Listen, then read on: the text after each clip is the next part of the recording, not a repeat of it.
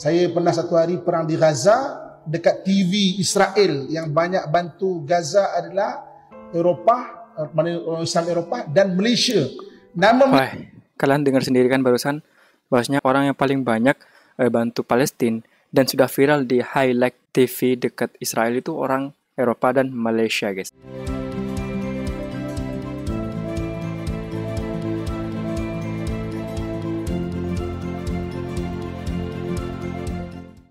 Halo teman-teman, Assalamualaikum warahmatullahi wabarakatuh. Berjumpa lagi dengan saya Nasihul Fatah. Apa kabar kalian semuanya, saudara, sahabat dimanapun Anda berada? Semoga dalam keadaan sehat walafiat, dilancarkan segala macam urusannya, dan dijauhkan dari segala mara bahaya, malapetaka, serta berbagai macam penyakit. Amin ya rabbal alamin. Oke guys, pada kali ini saya akan menunjukkan salah satu video ya guys ya. Ini dari ceramah Ustaz Amin, yang mana beliau menjelaskan terkait dengan hubungan orang Melayu dengan Masjidil Aqsa ya guys. Wow, ini kira-kira apa ya hubungan Melayu dengan Masjidil Aqsa ini, kok ada keterkaitan di situ guys?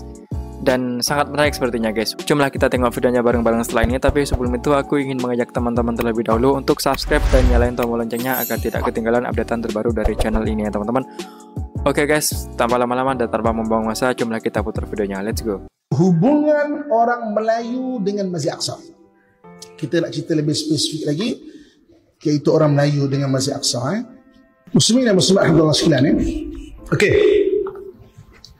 Kita sekarang ni orang Melayu, orang Nusantara, orang Nusantara ni dia ada, kalau ikut tanah dulu ada dua tanah, satu tanah Melayu, satu tanah Jawa. Tanah Melayu ni Sumatera semua tanah Melayu, semenanjung tanah Melayu sampai ke Champa dan Kepulauan Melayu itu tanah Melayu. Perjanjian Anglo-British pada 1824 yang pisahkan tanah Melayu Sumatera dengan semenanjung tanah Melayu, yang akhirnya Sumatera jadi Indonesia dan tanah Melayu jadi Malaysia lah. Maknanya itu tanah Melayu. Tanah Jawa adalah Jawa Barat, Jawa Tengah, Jawa Timur dan kepulauan-kepulauan Jawa. Dalam peta-peta lama dipanggil Malay Archipelago dengan Jawa Archipelago. Bila sebab orang Nusantara, dia dua-dua tanah ni umumnya lah. Umumnya pecah dua. Maknanya orang Melayu, tanah Melayu dan tanah Jawa. Umum dia. Okey. Jadi orang Nusantara, kita cerita kalau Malaysia ni semua Melayu lah ya. Masa Jawa Melayu sama je hebat sangat ke Melayu. Tak menang-menang pun. Jangan kita tengok yang itu, sebenarnya bukan tak menang ke menang. Pak Tugis kalah. Kita kalah balik, Pak Tugis kalah sampai Pak Tugis tak tahan, akhirnya serah pada Belanda. Pak Tugis pun tak tahan aku orang Melayu ni, serah pada Belanda. Belanda tak tahan, serah pada British. British kata orang Melayu ni tak boleh nak diajak gaduh. Tak boleh nak diajak lawan betul-betul. Jadi dia gunakan cara penipuan. Okey. Cerita mengenai Palestin dan juga orang Melayu antara yang awal respon. Mana orang Nusantara awal respon guys. Antara awal respon.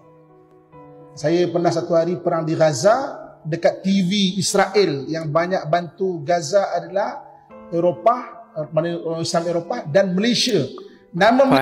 Kalian dengar sendiri kan barusan bahwasanya orang yang paling banyak bantu Palestina dan sudah viral di highlight TV dekat Israel itu orang Eropa dan Malaysia guys. Kalian dengar sendiri ya, bahwasanya orang Melayu sudah dari awal, sudah dari lama telah membantu rakyat Palestina berperang di Gaza, sudah menjadi garda terdepan setelah Eropa guys. Wow, ini saya baru tahu ya guys ya.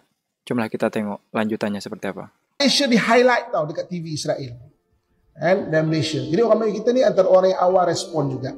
Awal respon. Kalau kita tengok pada 1930 waktu tu dia ada Kesatuan Melayu Jawi. Melayu Jawi ni merujuk kepada Melayu Nusantara. Iaitu ada orang Melayu, ada orang Jawa.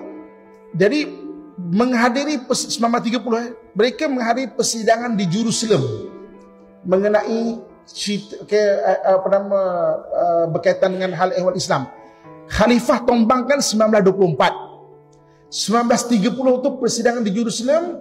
Orang Melayu kita daripada tanah Jawa, Kaha Muzakir, daripada tanah Melayu ada satu, maknanya Abu Bakar Asy'ari. Abu Bakar Asy'ari ni presiden Persatuan Melayu Jawi. Kan? Yang maknanya sama-sama ada di jurusan sana. Tuan-tuan, tahun depan 1924 cukup 100 tahun untuk Khalifah tumbang. Ada banyak ijtihad ulama mengenai itu. Saya tak bincang pada kelas kali ini. Cukup 100 tahun 1924 tahun depan. Yang mana 2024 tahun depan. 1924 Khalifah tumbang, 1930 mereka buat persidangan di Jerusalem dan orang Melayu ada di sana. Baik. Rupanya orang Melayu 1930 sebelum wujud Malaysia, sebelum wujud Indonesia telah bersama-sama berada di Jerusalem. Tak lama selepas Khalifah tumbang dekat Turki. Wow. Kan? Maknanya lama dah rupanya hubungan orang Melayu dan maknanya dan tahun-tahun berikut. Kita pergi ke belakang lagi.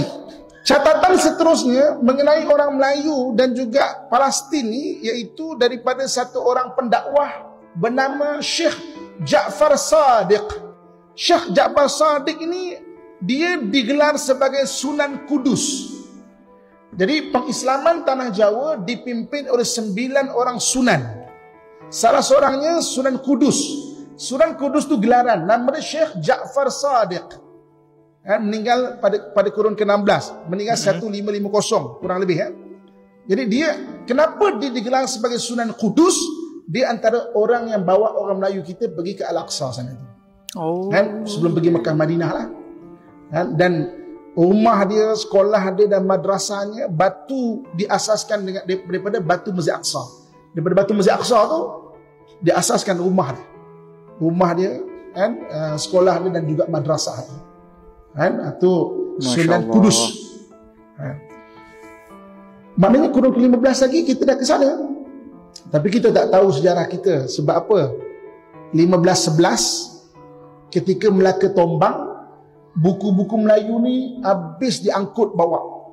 Kita tak tahu sejarah kita. Kita tahu sejarah kita orientalis yang tulis untuk kita percaya.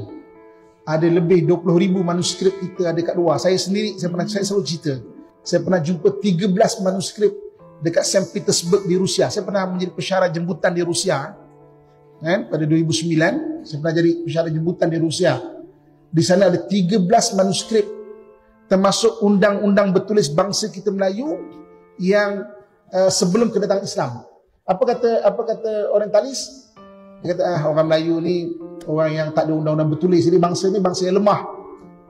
Jadi undang dia undang-undang adat. Islam datang baru ada undang-undang bertulis. Saya jumpa undang-undang bertulis bangsa kita Melayu di sana.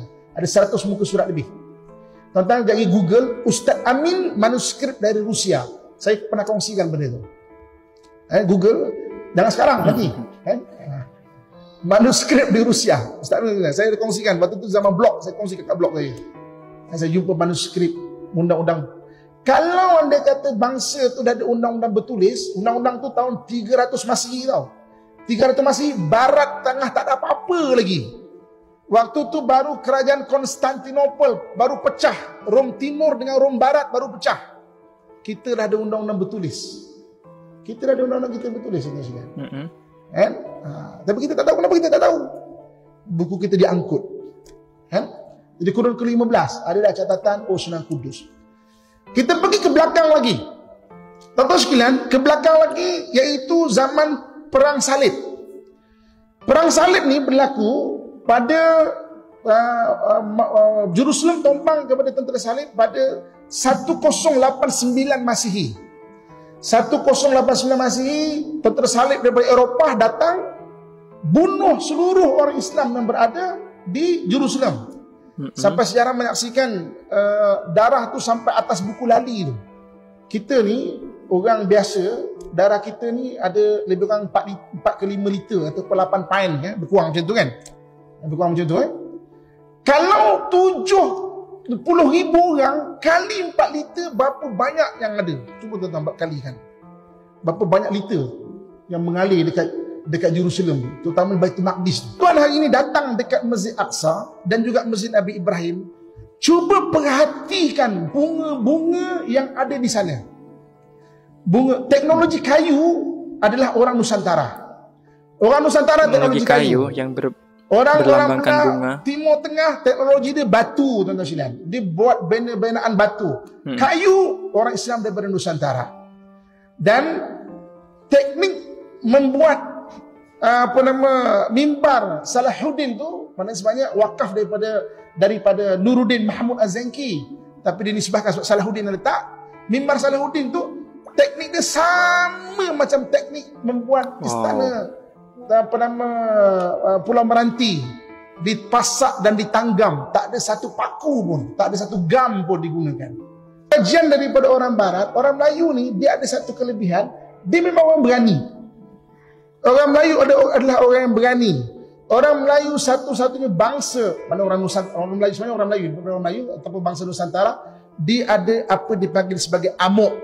Tuan-tuan pernah dengar? Amok dalam kamus tu berasal daripada perkataan Melayu. Amok ni bukan mengamuk laki bini tu bukan mengamuk laki bini. Abang nak kahwin lagi maling pinggan, itu mengamuk Amok ni sampai satu stage dia dah tak takut mati dah. Benda tu ada gen kat tuan-tuan sekalian. Tuan-tuan kalau beriman, ada nekat, tuan-tuan jadi orang yang berani, tuan-tuan sekalian. Itu bukan kita klaim sebab kita orang Melayu kita orang Melayu berani kita bukan klaim. Itu kajian daripada Barat sendiri pun mengakui orang Melayu itu dia ada amok. Julukan amok, guys. Dia macam tak takut matilah. Sebab itu tuan-tuan sekalian, mungkin juga benda itu yang Nabi bagi him besok baginya semaraknya kebangkitan Islam daripada bangsa-bangsa sebelah timur ini. Dan kita lah antara salah satunya bangsa Melayu yang bercampur-campur berbagai-bagai bangsa. Macam kita ni sebagai koleksi semua bangsa Muslim di dunia yang berada dengan orang Melayu. Oke teman-teman, itulah video reaction pada kali ini ya teman-teman. Bisa kalian dengarkan sendiri bahwasanya betapa banyaknya jasa orang Melayu terhadap bantuan orang-orang Palestina, yaitu khususnya di Yerusalem teman-teman. Ternyata patut kita ketahui bahwasanya dari penjelasan Ustaz Amin barusan, itu orang Melayu itu pemberani ya teman-teman. Dari penjajahan Portugis hingga Belanda, mereka tidak dapat mengalahkan orang Melayu teman-teman, hingga akhirnya diserahkan kepada British untuk melawan orang-orang Melayu. Wow, ini saya sangat apa ya guys ya, sudah membuktikan ya guys ya, bahwasanya orang Melayu itu betapa kuatnya, berani dan gagah dalam peperangan ya guys ya. Dan juga gak kebayang lamanya orang Melayu sudah bersama Palestina Yerusalem itu sejak 1930 guys. Wow, ini berarti orang Melayu itu menjadi garda terdepan yang telah membantu Palestina Yerusalem dalam menghadapi peperangan konflik antara Gaza dengan Israel. Ini sangat kagum sekali guys. Masya Allah, luar biasa sekali perjuangan orang Melayu terhadap orang-orang Palestina yang sedang berperang dengan Israel. Seperti itu guys. Dan yang menjadi bukti lagi barusan dari penjelasan Ustaz Amin ini, yaitu ada ukiran kayu yang berbentuk bunga. Itulah hasil karya orang-orang Melayu di sana. Itu membuktikan juga bahwasanya orang Melayu sudah berada lama di Yerusalem, dan maka dari itu bangsa-bangsa Barat termasuk Eropa, Portugis, Belanda itu menyebutnya orang-orang Melayu itu julukan amuk, yaitu artinya orang yang tidak takut mati. Ini Masya Allah, ternyata ada julukan tersendiri guys, dikarenakan orang Melayu itu dulu pemberani dalam peperangan dan mereka itu tidak takut mati seperti itu. Makanya orang-orang Barat menyebutnya itu amuk, julukan amuk. Wah, ini sangat luar biasa sekali. Oke teman-teman ya, itulah video reaction pada kali ini. Apabila ada salah kata dari saya, mohon dimaafkan. Mungkin juga kalian ada pendapat, monggo komen di bawah ini. Kita jumpa lagi di the next video.